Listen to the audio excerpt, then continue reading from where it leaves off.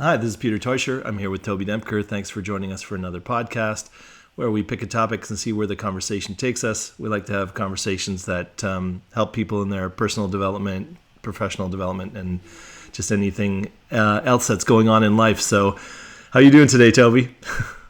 Pretty good. We've Lots of stuff going on in life. Yeah. Yeah, we've had a few technical issues getting started this morning, but now we're back on track. Hopefully, as long as the internet Yeah. holds. Yeah.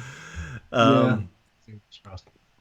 Fantastic. So we just had the 1st of May. It was a holiday here and there yesterday, right?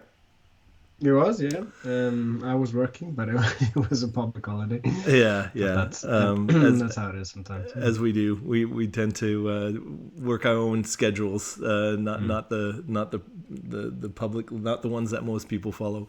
mm, Listen, let's jump right into it. I've topic today is my turn. So what I wanted to talk about today is finding meaning, and I think you probably experienced this as well. That the more people in coaching or workshops or just even in general talking to people, a lot of people are looking for some kind of meaning in what they do, and mm, I think especially the younger generations, you hear a lot about, Generation Y or, the millennials who are coming into the workplace and looking for more purpose. Our first podcast was all around purpose.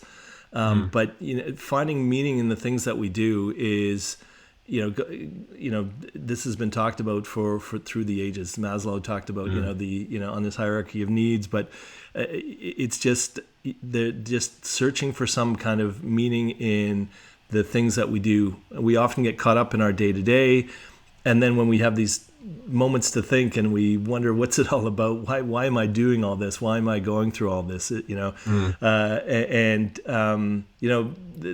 this whole asking these questions, I think, is what I'd like to talk about today in different ways that we find meaning and how we can integrate that into our daily lives. So Mm. Yeah, cool. I mean, it's a topic that, especially maybe in my age or in our age, when people talking about midlife crisis, and every time you hit like another decade, it's like, oh, what's the meaning of this, and what am I supposed to do? And it's, I mean, and a lot in career coaching as well. When you come to a certain point in your career, it's like, oh, do I want to do this? And I lost my passion for this, or perhaps I pursued a career that I didn't intend to pursue, and then I'm finding myself doing something that I don't really, care about. And then so how do you get back to that, finding the meaning in your career or in your life, in your relationships or in your family, or yeah, there's there's a lot of different aspects of it, man. exactly. And I think when you're right, you get to a certain age and people take stock of their lives, but I think it's actually a very positive sign to see this people asking these questions at a much younger age. Certainly much younger than when when I think about myself in my early 20s, I was thinking about short term, not long term, living in the moment, and not really that concerned about the bigger questions.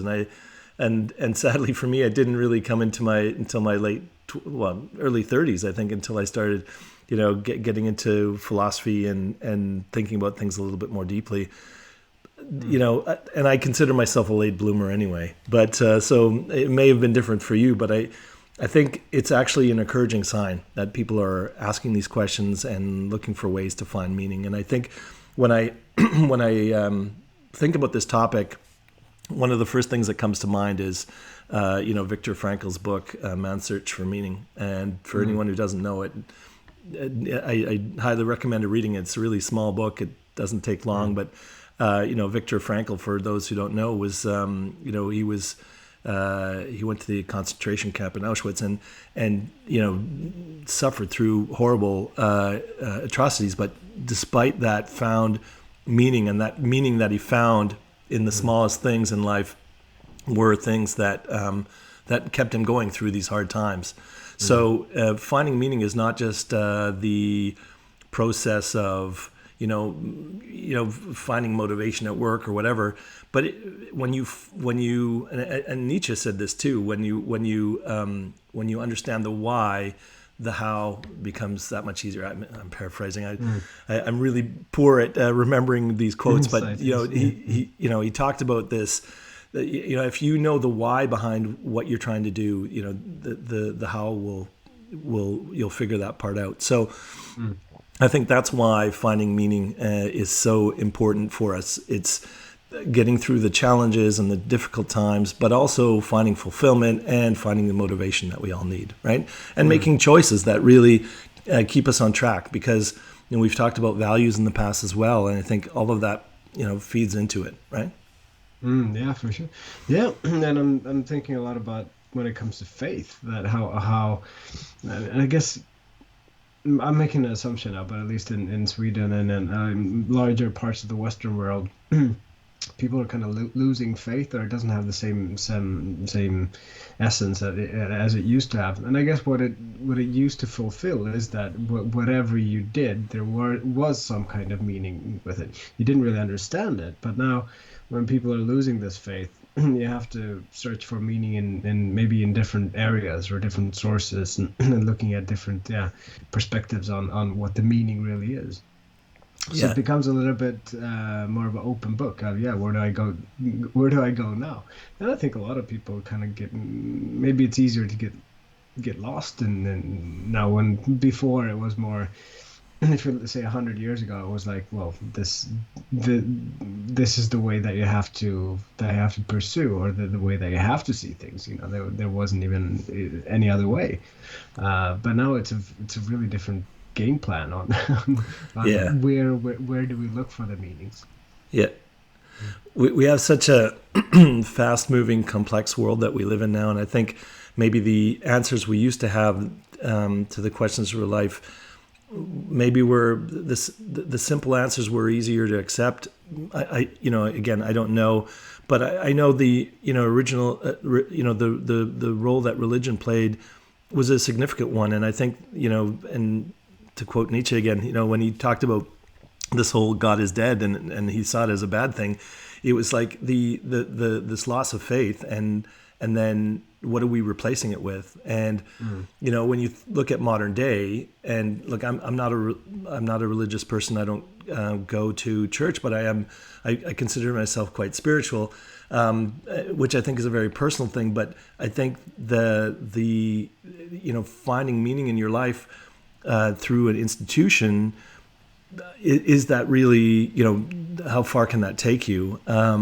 And at least it didn't for me. I wasn't able to find any meaning in those sort of historical things until I found a lot of Eastern philosophy. I found that helped me find a lot more meaning. But you don't have to go super deep. I mean, I've realized, that not everybody is interested in philosophy, and not everybody wants to have these, cares about what Nietzsche said or Schopenhauer or any of the, the kind of great philosophers over the years.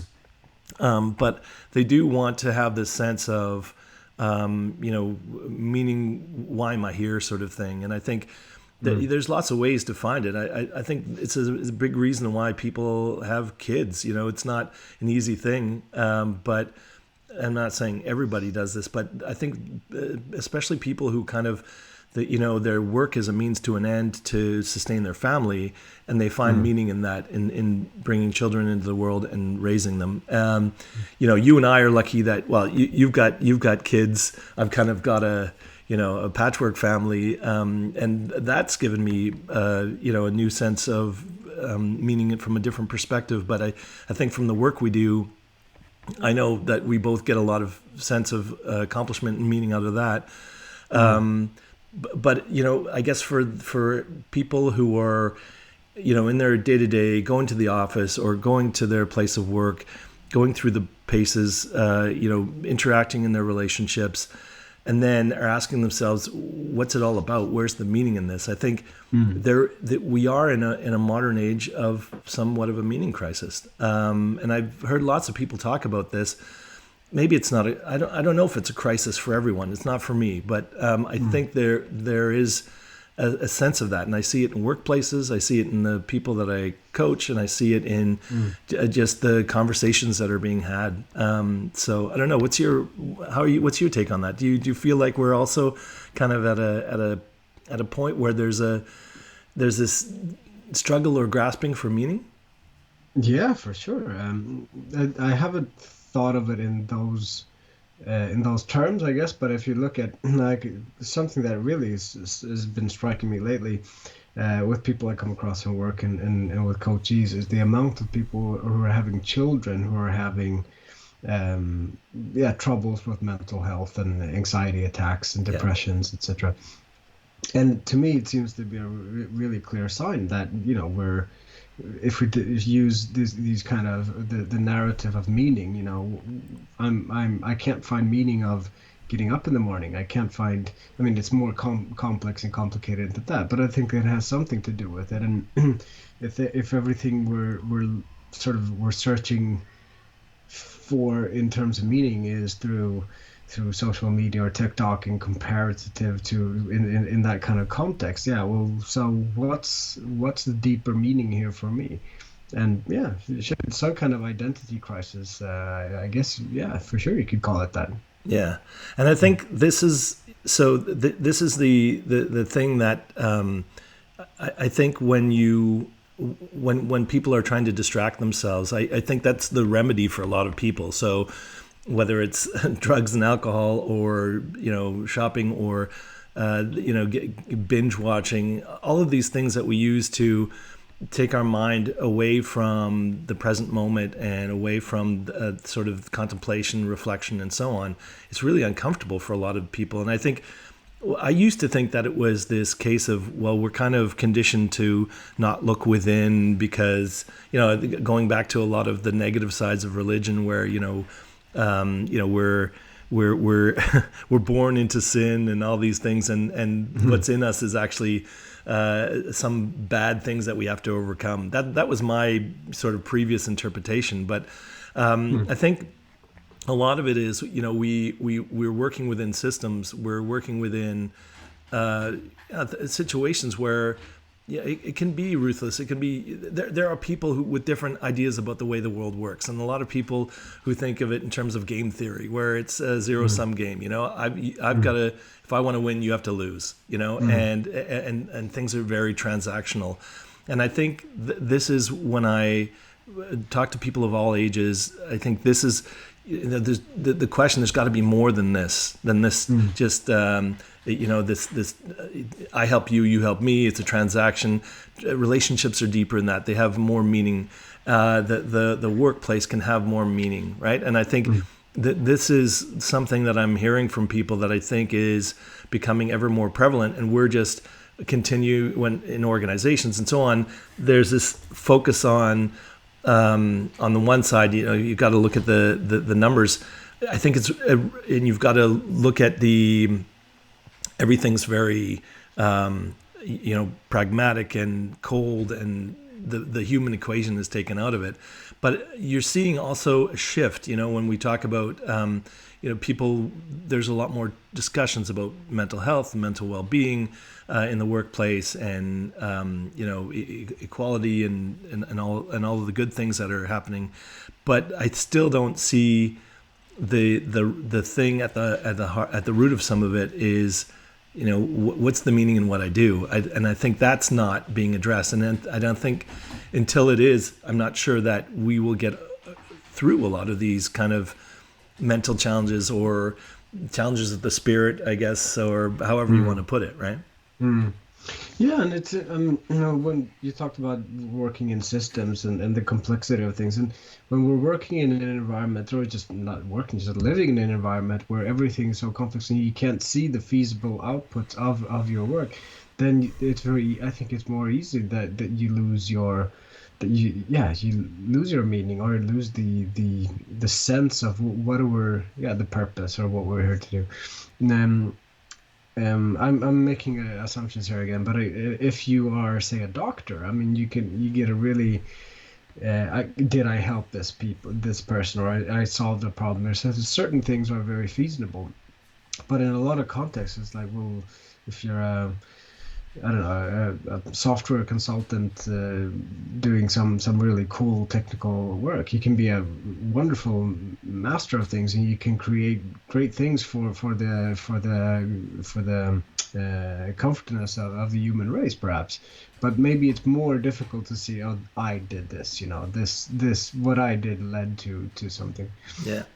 So I think that plays into it as well. And I think, what I mentioned before about seeing people in younger generations starting to ask these questions. I wouldn't want to make a blanket statement, because I think there's a real contrast in, we have people who want to make a contribution, want to, do something positive, change the world. I think, I feel the same way. I'd like to see how I can make a positive impact.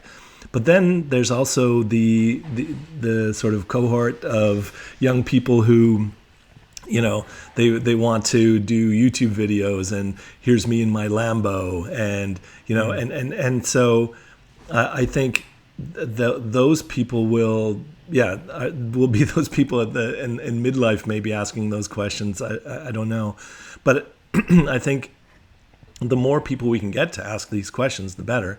But first of all, I think maybe addressing the people who have this question, how can I find meaning, is maybe where I'd like to take the conversation today, because it's not about looking at the problem, it's looking at solutions. Obviously that's a systemic principle. And so I guess when I know for me, and like for you and I, finding meaning has, maybe because we've delved into a lot of the personal development work, and we do stuff that's fulfilling. But I guess how, in terms of approaching this question of, how do I find meaning in my life?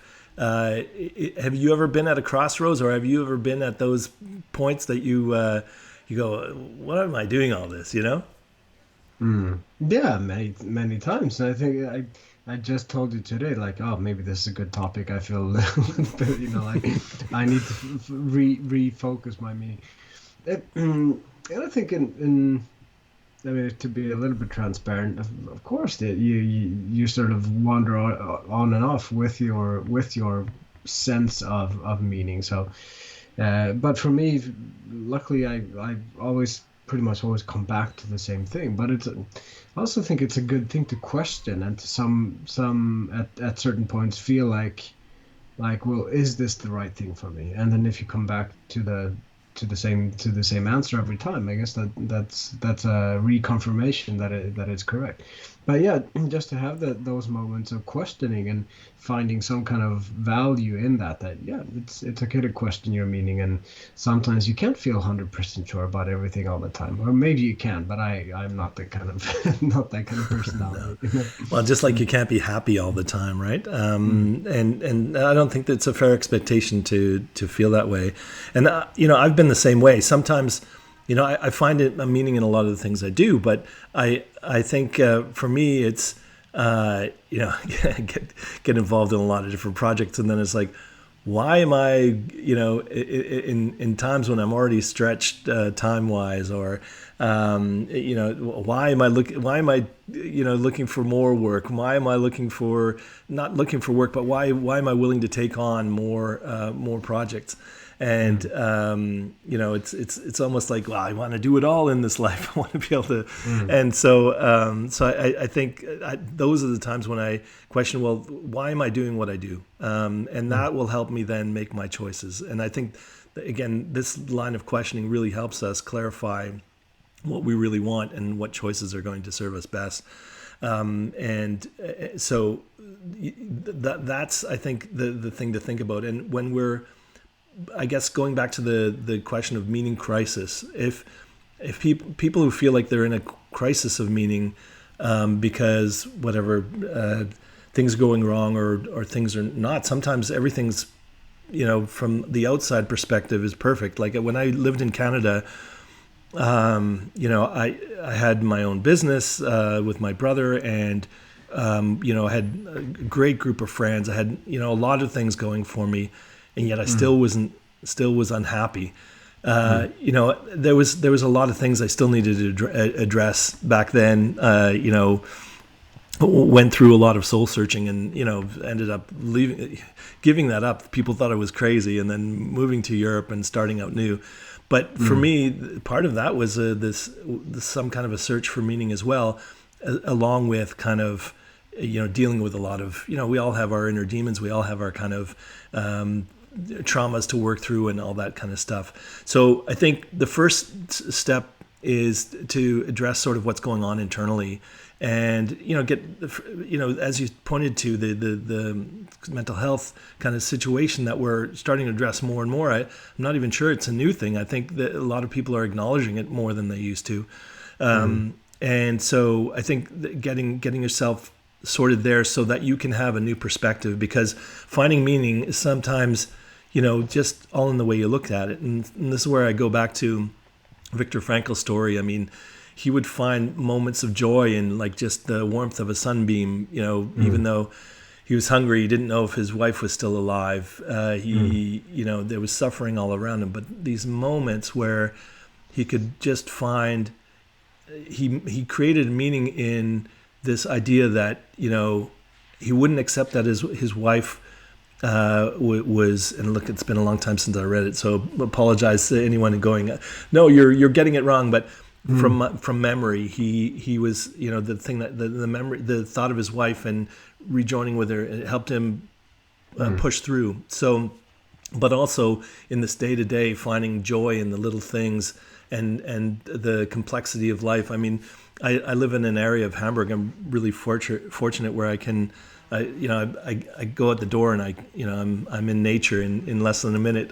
There's a big park, and I every day I walk through there and go, wow, just so grateful to be able to be here. And then there are days when the sun is shining and it's beautiful, the birds are singing, and then you get some cyclist who gets angry about somebody whose dog got in their way or whatever because they had to put on the brakes for a minute. And I think, how can you be miserable in these conditions? Look at the beauty of the moment, right? So I think coming to your center and kind of recollecting yourself is it's centering yourself before you start asking these questions of the bigger meaning. Because I think when you're kind of stuck in the stress and the none of this makes sense, it all seems so pointless. I think it's hard to find meaning there. I think when you come back to those moments of being present and recognizing the things you're grateful for, and then working from there forward to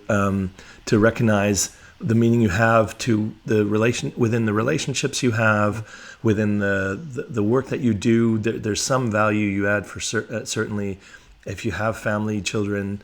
The value you add there. I think though you don't need to find meaning in these grandiose big ideas, plans for life. I think the meaning is found in those little moments of everyday life. At least that's the conclusion I've come to. Yeah, and that's I think that's the key sort of message in Frankl's philosophy or theories as well. I mean, it's all about the power of choice. I think the other book he has was that the power of choice. And I remember I had a really interesting discussion with it was a professor in philosophy from Austin, Texas, I think, and we had a discussion about these kind of things, the meaning of life, and his take on it was very, very crass, but like, well, what human beings, what kind of benefit do we add to the planet? So if you're looking at from a very rational side, it's like, okay, this is not very optimistic. But then realizing that we're all driven by emotions, we're such emotional creatures, and just realize that when you're walking in the park and you're feeling the sunbeams on your head, or you're hearing the bicycle that has to brake or whatever, these are all emotional triggers that are there. So just recognizing that, well, these are emotions. It's not facts. It's not very often there's no really danger or anything in there. So it's just an emotion. So how do we handle that? How do we react to our emotions? And just realizing that and thinking about that, because one day and it's very evident for me. I mean, I can be transparent about that. One day I can be in one situation, I can feel happy as a bee, you know, like things are going great, and the other day I'm in the same in the exact same situation, but I'm in a little bit of a different mood, and then I could be like, oh, why do I have to do this? You know, I feel so sorry for myself. What's the point and the meaning? So, but then so we shift all the time, and Yeah. there are things that impact our emotions, and then how do we manage our emotions? And I think that's the biggest part of life, really, to be aware of the emotions and manage the impact that they have on us.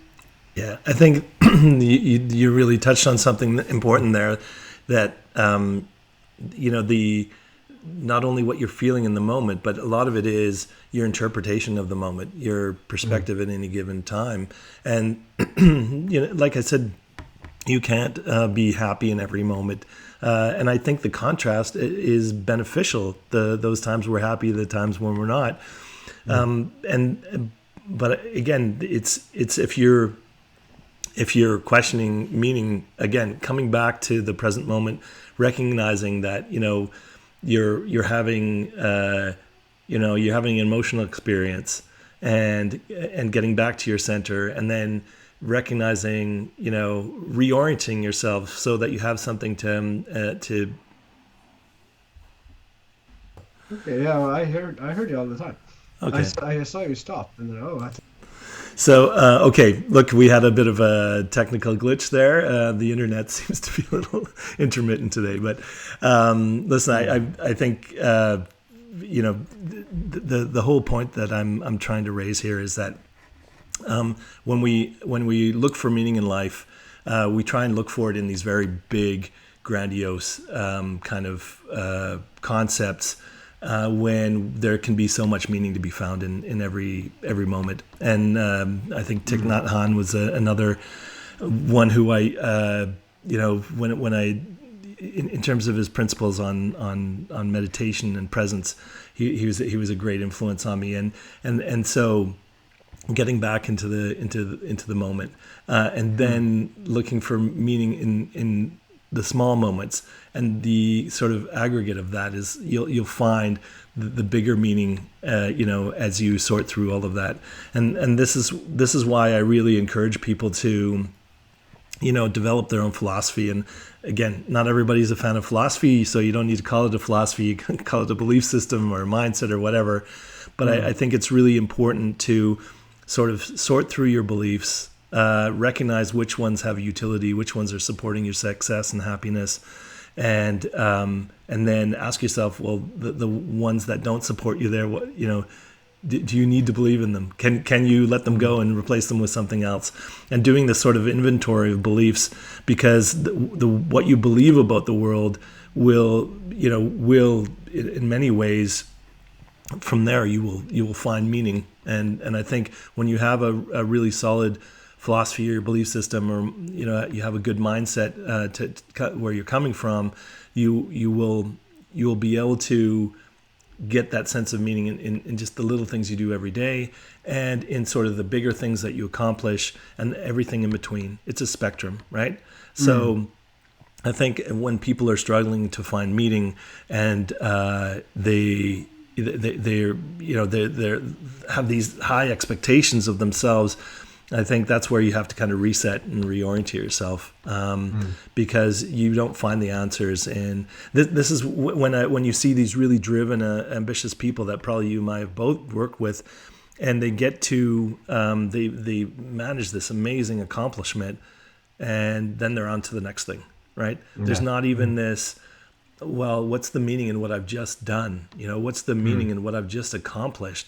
They a lot of times, the really driven people don't even take the time to enjoy that success. It's always on to the next thing, right? And yeah, I think those people could be asking themselves, okay, what's the meaning? They just, there's almost an assumption that, the accomplishment is the meaning in itself. And I think there's mm. something deeper there that it's important to question and ask yourself about.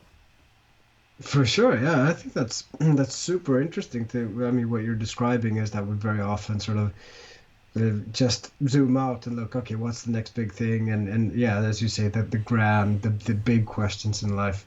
But then when you, yeah, and I guess that's one of the big things about mindfulness practices, but you don't even have to call it that. But if you're treating every moment, like, so one thing that I really, well, starting to appreciate more and more is wine tasting, and just using the metaphor of wine tasting in any given situation. Because when you take a sip of wine, okay, so first you look at it, you appreciate the color and see well, you kind of guess what kind of tan it is and it has, and maybe what kind of grape it is, and then you smell it, and then what do you get from there, and then what it's like on the palate, etc.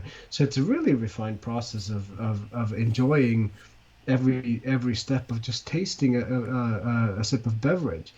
But when you drink blueberry juice or whatever, orange juice, you don't do that, right?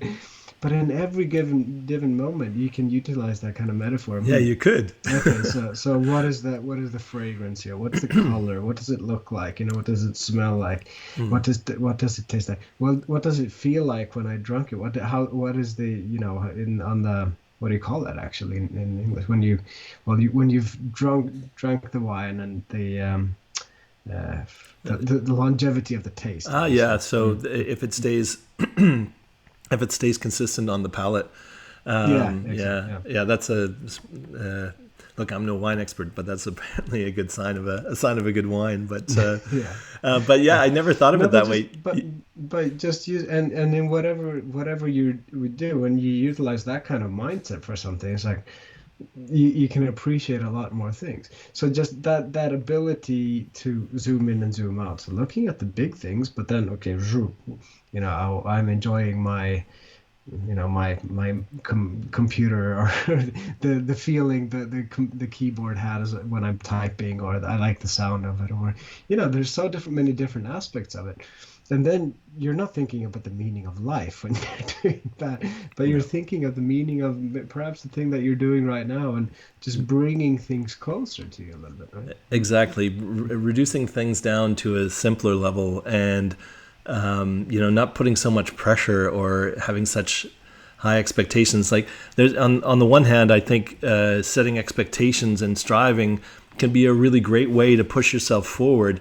But when your expectations continue to cause disappointment or frustration, then I think it's time to reevaluate, right? So, listen, I think we're kind of meandering through this, which is I love to do. I love talking philosophically, but I guess I'm thinking about going back to adding value to people who are listening, and so I guess if we can just recap really quickly, I think in terms of finding meaning, it's sort of reset yourself, find presence, and sort of do a sense check, and then start with the small things, right? You said, first of all, sense checking, recognize that, you're having an emotional experience, and the perspective that you're seeing things from you may not be seeing things clearly. So getting back into the moment, getting present, and starting to appreciate the little things, right? And find meaning in the small gestures and the small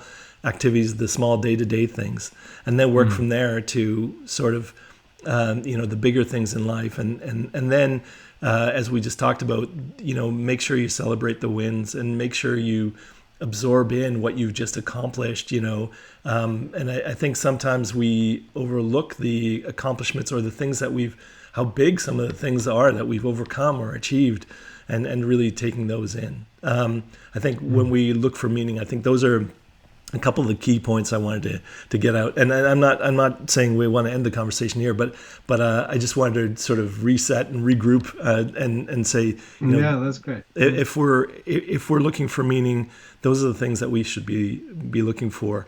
And I think there's some great daily habits we can do. I'm always a big fan of meditation. It's a really good reset, a mental reset, having a good mindfulness practice. But then really practicing gratitude, I think, is a really helpful one to reorient your perspective on things. What about you? Do you have any kind of great habits that you find that help? Now, like there's those moments when really loving what you do, and I'm sure you have these too, where it's like, yeah, now I know exactly why I do what I do. This is Yeah. why I love doing this. Those moments and taking note of them, making a mental note of them, I think that really helps give a lot more meaning. Yeah. Yeah, for sure. I mean, and as you say, you can't have those all the time, but No. then really appreciating when those moments occur. It's like, oh, now I'm in the flow, or now I'm in the zone, or now I understand why I'm investing so much time. And it's just enjoying those achievements. That's great. Uh, I'll, But then I'll, so yeah, thinking about that kind of well, if it in terms of objective setting, like for me, if I'm on a project, I kind of visualize what do we want to achieve with this, and what is it going to look like. So thinking in those terms. But then, as you said just before, I mean, for you, it's a lot about yoga and meditation, these kind of things. My go-to thing is always running. It always you said reset before. I mean, that's my reset button.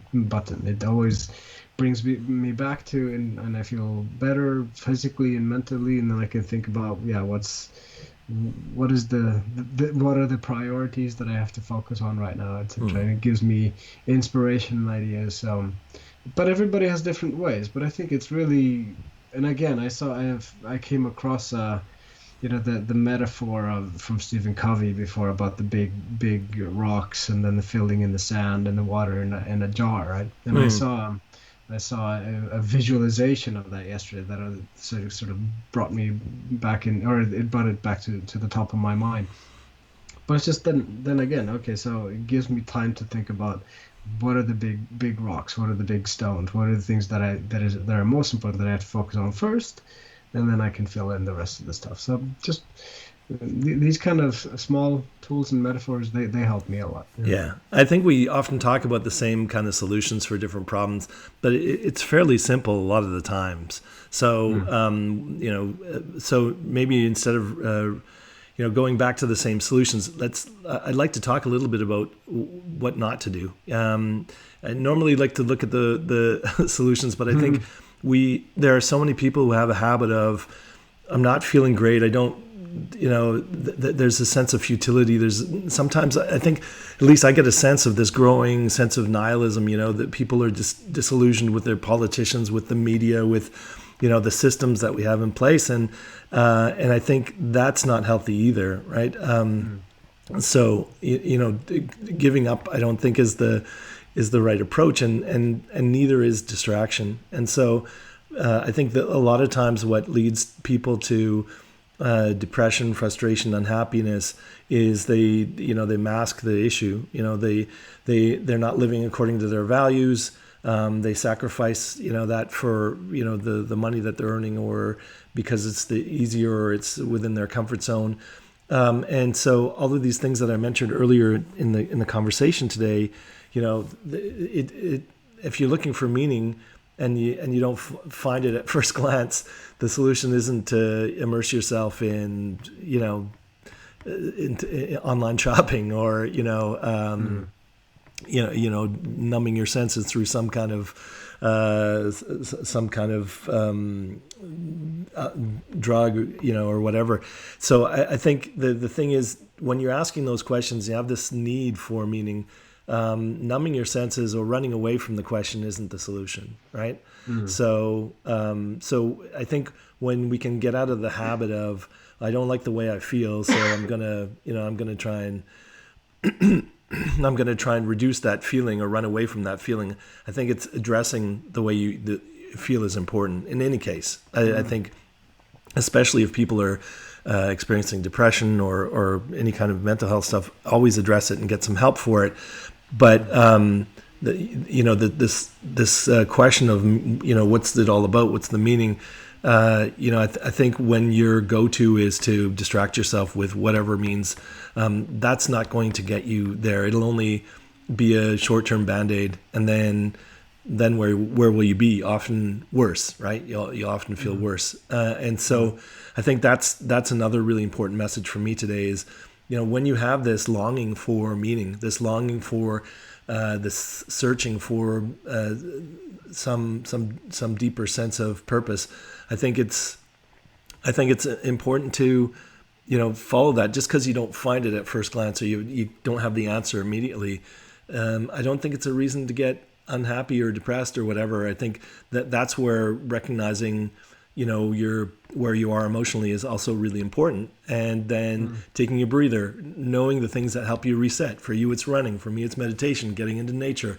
For some people who are more extroverted, maybe it's finding some like-minded people to have a conversation with. And, that helps alleviate that sense of angst that you may have. So whatever kind of interactive and thing that gets you into the present moment, I think that's important. The distractions are not going to help you. They may alleviate your sense of anxiety for the moment, but it's only going to come back worse.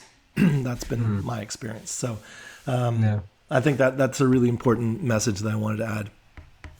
Yeah, and I think what you said there about, and maybe not even just only for extroverts, but for anybody, just talk to someone. As you said, I mean, these are issues that are really having a negative impact with you, talk to someone that can help you, some kind of therapist or whatever, or a coach. But then, or a coach. Yeah, I mean, there are different. We should say that as professional coaches, that we should. There are differences there. So if there's a diagnosis, of course, you should talk to a licensed therapist somehow. But coach, or just talk to friends. I realize that more and more. Wow, there are so many friends that I haven't talked to for a really long time. Just call up an old friend and reacquaint yourself with people that you haven't talked to for a long time. Just go out and have a coffee or a beer with a mate that you haven't seen for a while, or and actually, if it's possible, maybe talk to some people that are not like-minded like you. Get some other perspectives on things. Make sure the people you're talking to. If that's possible. I mean, it can be difficult to just find a random guy on the street that has a different opinion from me. But immerse yourself in conversations that interest you and things that interest you, and Yeah, I think it's important when you're talking to people in your circle of friends, or sometimes they're the people that keep you stuck because we're all in our habitual way of being. But talk to people who inspire you, who you who know you have a bit of a different maybe perspective or opinion. I think definitely talking to people and your friends, and hopefully you have a supportive group of friends, but people are also in codependent and destructive relationships. And I knew someone in Canada who had started going to therapy and stopped going out and partying and stuff. And one of her friends said to her, "Oh, why are you wasting money on that when you could be out getting drunk with us?" That was that was here's somebody who was wanting to work on their mental well-being, who and it can be a courageous step. I know for me, taking that first step to get to get help, and obviously this was for me it was more than 25 years ago, but but I think when someone wants to. It's just like people who are addicts who want to, they want to, draw you into their world and help you, have you then sort of confirm their behaviors and whatever, and find camaraderie there. I think that there are people who can drag you down. There are people who can lift you up. I think in a long-winded way, that's what I'm trying to say. So be selective about the people you seek counsel from. I think. Yeah. And I think that's really true. I mean, some people are,